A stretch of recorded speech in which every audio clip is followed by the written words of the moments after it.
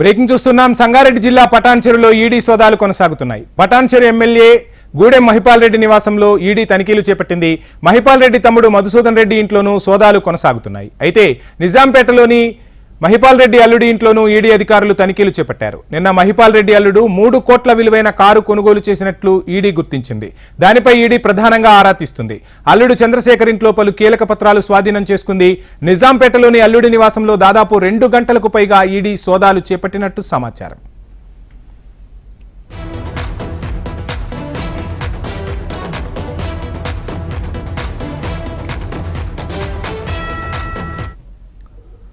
సంగారెడ్డి జిల్లా పటాన్చెరులో ఈడీ సోదాలు కొనసాగుతున్నాయి. పటాన్చెరు ఎమ్మెల్యే గూడెం మహిపాల్ రెడ్డి నివాసంలో ఈడీ తనిఖీలు చేపట్టింది.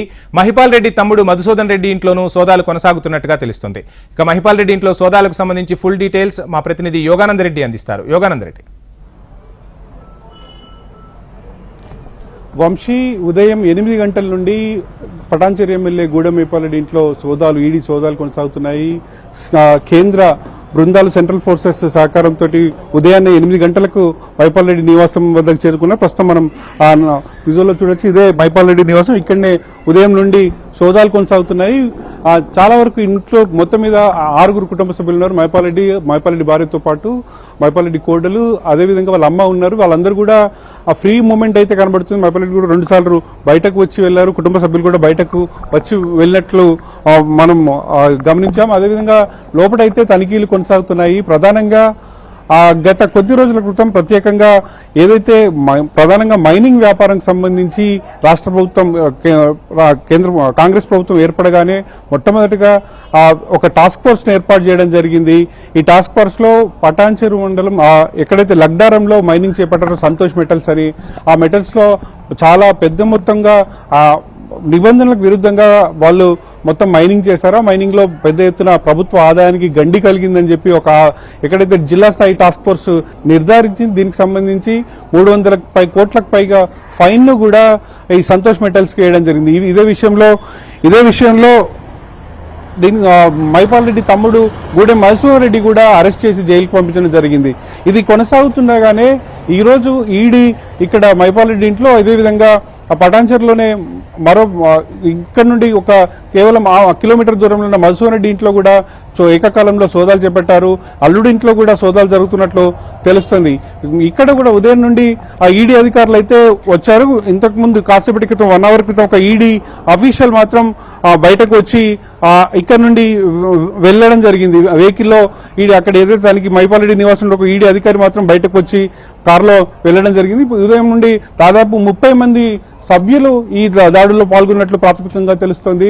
ఉదయం నుండి కొనసాగుతుంది. అసలుకి ఏ విషయాల మీద ఇది జరుగుతుందనేది ఇంకా విధంగా తెలియదు. ఇప్పటి వరకు అఫీషియల్ గా అయితే ఎలాంటి అటు మహిపాల్ రెడ్డి వర్గీయులు కానీ మహిపాల్ రెడ్డి కుటుంబ సభ్యులు కానీ అటు ఈడీ అఫీషియల్స్ కానీ ఏది చెప్పలేదు. కానీ ప్రధానంగా వాళ్ళ వ్యాపారాలకు సంబంధించి ఆర్థిక లావాదేవీలకు సంబంధించే ఇక్కడ మొత్తం మీద ఈడీ అధికారులు ఆరా తీస్తున్నట్లుగా తెలుస్తోంది. గత ఎన్ని రోజులుగా మైనింగ్ వ్యాపారం చేస్తున్నారు, మహిపాల్ రెడ్డి కుటుంబ సభ్యులకు ఏ ఆస్తులున్నాయి, ఏ వ్యాపారాలు ఉన్నాయనే కోణంలో వీళ్ళు ఈడీ అధికారులు దర్యాప్తు చేస్తున్నట్టుగా తెలుస్తుంది. మరోపక్క ఇక టీఆర్ఎస్ ను వీడుతారు, మహిపాల్ రెడ్డి బీఆర్ఎస్ పార్టీని వీడుతారు, కాంగ్రెస్ లో చేరుతారని గత కొంతకాలంగా వార్తలు వస్తున్నాయి. ఈ నెల ఆఖరిలోనే చేరుతారనేది కూడా పెద్ద ఎత్తున ప్రచారం జరిగింది. ఈ నేపథ్యంలో ఈ ప్రచారం జరుగుతున్న ఈడీ దాడులు జరగడం ప్రత్యేకంగా ఒక రాజకీయంగా ఒక రకంగా సంచలనం సృష్టిందని చెప్పొచ్చు. కేవలం కాంగ్రెస్ పార్టీకి వెళ్లకుండా అడ్డుకునే చర్యల్లో భాగంగా ఈ కార్యక్రమాలు జరుగుతున్నాయనేది కూడా రాజకీయ విశ్లేషకులు భావిస్తున్న పరిస్థితి కొనసాగుతున్న పరిస్థితి ఉంది. అదేవిధంగా చాలా మొత్తం మీద కాంగ్రెస్ పార్టీలో టీఆర్ఎస్ పార్టీకి సంబంధించిన ఎమ్మెల్సీలు అదేవిధంగా ఎమ్మెల్యేలు కూడా త్వరలో చేరుతారు అన్న నేపథ్యంలో ఇప్పుడు బీఆర్ఎస్ పార్టీకి చెందిన ఎమ్మెల్యే పైన ఈడీ దాడి జరగడం ఒక రకంగా ఇది ఒక బ్రేక్ తీసుకునే అవకాశం ఉండొచ్చు. ఒక విధంగా ఒక జలకిచ్చే కార్యక్రమంగా బీజేపీ చేస్తున్న చర్యగా రాజకీయ విశ్లేషకులు అదేవిధంగా ప్రతిపక్షాలు కూడా భావిస్తున్న పరిస్థితిగా చెప్పొచ్చు.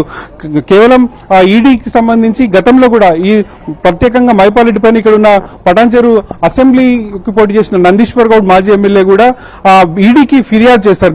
దాదాపు సంవత్సరం క్రితమే ఇక్కడ అక్రమంగా వ్యాపారాలు నిర్వహిస్తున్నాడని మైపాల్ రెడ్డి పైన, స్థానిక ఎమ్మెల్యే మైపాల్ రెడ్డి పైన అక్కడ నందీశ్వరుడు ఫిర్యాదు జరిగింది. కానీ ఈ సంవత్సరం నుండి ఎలాంటి ఈడీ అధికారులు కానీ ఎలాంటి జరగలేదు. గతంలో ఐటీ దాడులు మాత్రం జరిగాయి.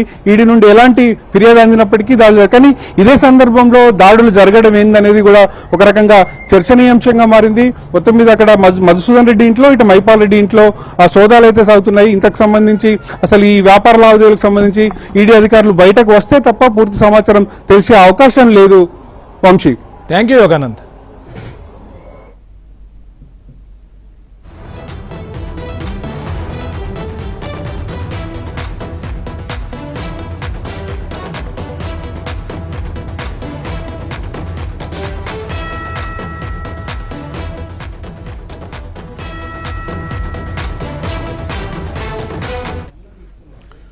సంగారెడ్డి జిల్లా పటాన్చెరులో ఈడీ సోదాలు కొనసాగుతున్నాయి. పటాన్చెరు ఎమ్మెల్యే గూడెం మహిపాల్ రెడ్డి నివాసంలో ఈడీ తనిఖీలు చేపట్టింది. మహిపాల్ రెడ్డి తమ్ముడు మధుసూదన్ రెడ్డి ఇంట్లోనూ సోదాలు కొనసాగుతున్నాయి. అయితే నిజాంపేటలోని మహిపాల్ రెడ్డి అల్లుడి ఇంట్లోనూ అధికారులు తనిఖీలు చేపట్టారు. నిన్న మహిపాల్ రెడ్డి అల్లుడు 3 కోట్ల విలువైన కారు కొనుగోలు చేసినట్టు తెలుస్తుంది. దీనిపై ఈడీ ప్రధానంగా ఆరా తీస్తుంది. అల్లుడు చంద్రశేఖర్ ఇంట్లో పలు కీలక పత్రాలు కూడా స్వాధీనం చేసుకుంది ఈడీ. నిజాంపేటలోని అల్లుడి నివాసంలో దాదాపు 2 గంటలకు పైగా ఈడీ సోదాలు చేపట్టినట్టు సమాచారం.